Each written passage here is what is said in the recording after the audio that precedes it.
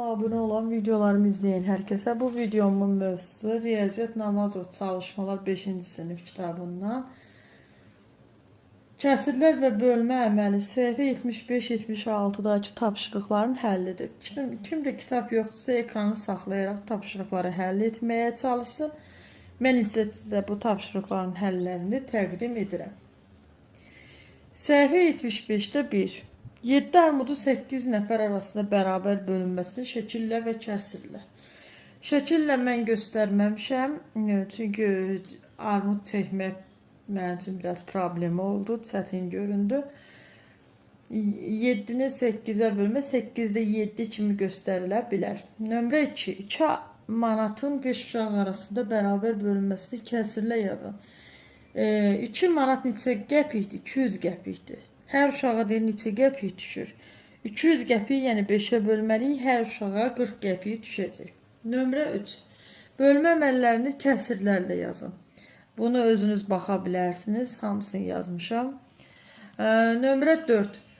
Kəsirləri qismət şəklində yazın və hesablayın. Yazıb hesablamışam, baxa bilərsiniz. Nömrə 5.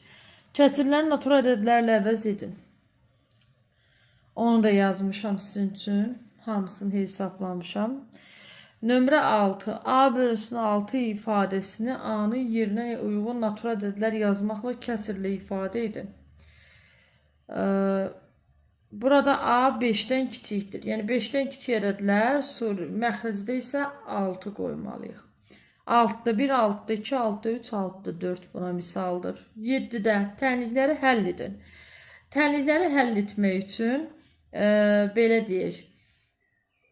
X bərabər o. X bölünsün kəsir xəttin bölmə xətti, bölmə işarəsini əvəz eləmək olur. X bölünsün 12 bərabər 4 deməkdir. Buradan məchul bölünəni tapmaq üçün qisməti məlum bölənə vururuq. Yəni 4-ü ona görə 12-yə vurmuşuq. Digərləri də o qayda ilədir. Yəni kəsiri bölmə xəttini əvəz edib tənliyin qaydalarından istifadə edə bilərsiniz. Nömrə 8-də tənlikləri həll edin. Burada da yazmışam. Tənliklərin hamısını yazmışam sizin üçün. Həllərin özünüz bunlara baxa bilərsiniz.